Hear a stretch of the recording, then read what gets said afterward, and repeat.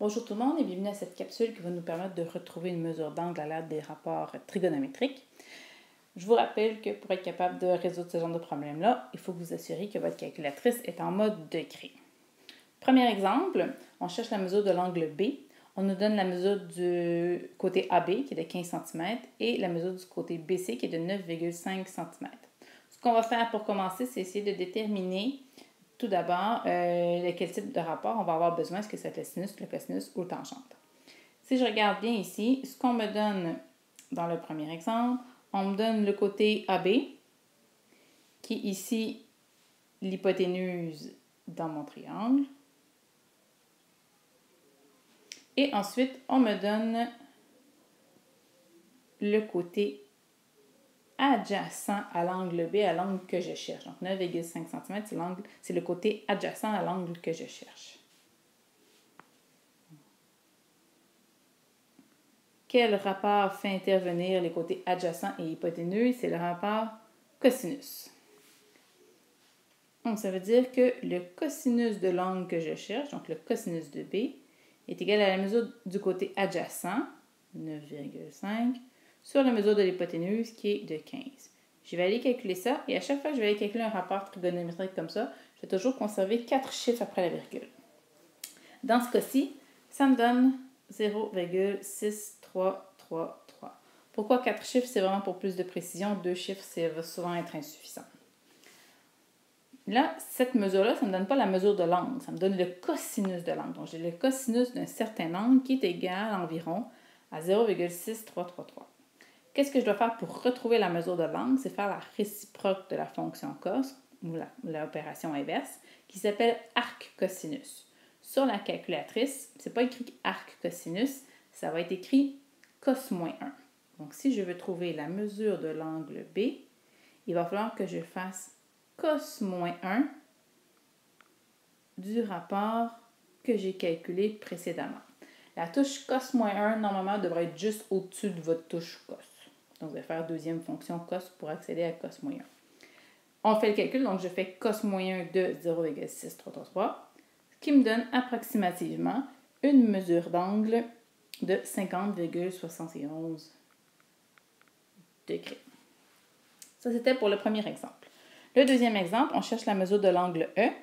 On me donne la mesure de DF ainsi que la mesure de DE. Si je regarde bien ici, la mesure de DE qu'on me donne, c'est ce qu'on appelle l'hypoténuse ici dans mon triangle. Et l'autre mesure qu'on me donne, qui est le côté FD, celui-là, c'est la mesure du côté opposé à l'angle que je cherche. Donc, l'angle que je cherche, c'est l'angle E. Le côté FD, c'est son côté opposé. Quel rapport trigonométrique fait intervenir le côté opposé et l'hypoténuse? C'est le rapport sinus. Donc, ça veut dire que le sinus de l'angle que je cherche, donc le sinus de E, est égal à la mesure du côté opposé, c'est-à-dire 10 décimètres, sur la mesure de l'hypoténuse, c'est-à-dire 13,4. Je vais aller faire ma division en gardant minimalement 4 chiffres après la virgule. Ici, ça me donne 0,7463. Pour retrouver la mesure, ça ne me donne pas la mesure de l'angle, ça me donne le sinus de l'angle E. Donc, si je veux retrouver la mesure de l'angle E, je dois aller faire sinus moins 1, c'est-à-dire arc sinus. Donc, la réciproque, l'opération inverse de mon rapport 0,7463. Et en arrondissant deux chiffres après la virgule, ça me donne une mesure d'angle de 48,27. Dernier exemple, j'ai le triangle PRS. On me donne deux mesures de côté et on cherche la mesure de l'angle R.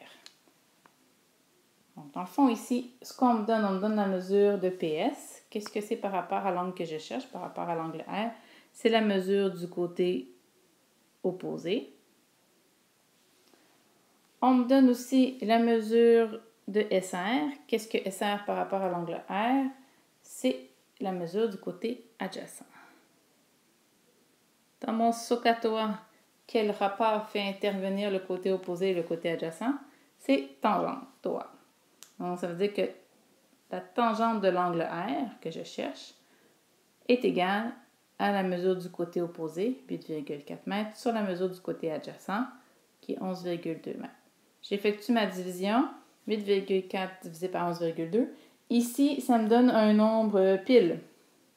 Donc, je n'aurai pas d'environ, ça va être égal à 0,75. Je peux rajouter d'autres zéros là, pour montrer mes 4 chiffres après la virgule, mais ce n'est pas nécessaire. Pour trouver la mesure de mon angle R, qu'est-ce que je vais devoir faire? Je vais devoir faire la réciproque de tangente, arctangente, qui est tangente moins 1, de 0,75. Et en arrondissant deux chiffres après la virgule, j'obtiens un angle de 36,87 degrés.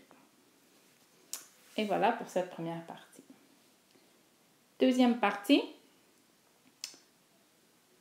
on va vouloir résoudre un triangle rectangle à l'aide des rapports trigonométriques. Je vous rappelle que pour résoudre un triangle rectangle, on doit trouver toutes ses mesures de côté et toutes ses mesures d'angle.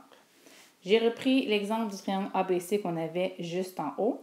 On a trouvé la mesure de l'angle B qui nous donne approximativement 50,71 degrés. Sachant cela, je peux ensuite facilement trouver la mesure de l'angle A en faisant 180 degrés moins les deux autres angles, l'angle de 90 degrés et l'angle de 50,71 degrés. Et en faisant ce calcul-là, j'obtiens que la mesure de l'angle A est de 39,29 degrés. Donc, j'ai la mesure de l'angle A, j'ai la mesure de l'angle B, donc j'ai la mesure de mes trois angles. Il manque un seul côté, c'est la mesure du côté AC. Comment est-ce que je pourrais faire cette mesure-là? Je pourrais y aller avec des rapports trigonométriques, mais je pourrais y aller aussi tout simplement en me disant, j'ai un triangle rectangle, j'ai la mesure d'une hypoténuse, j'ai la mesure d'une cathète. AC, c'est la mesure de l'autre cathète. Je peux y aller par Pythagore.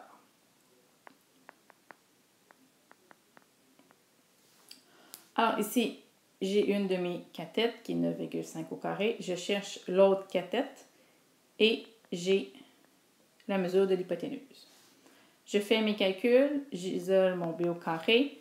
Ça va me donner 134,75.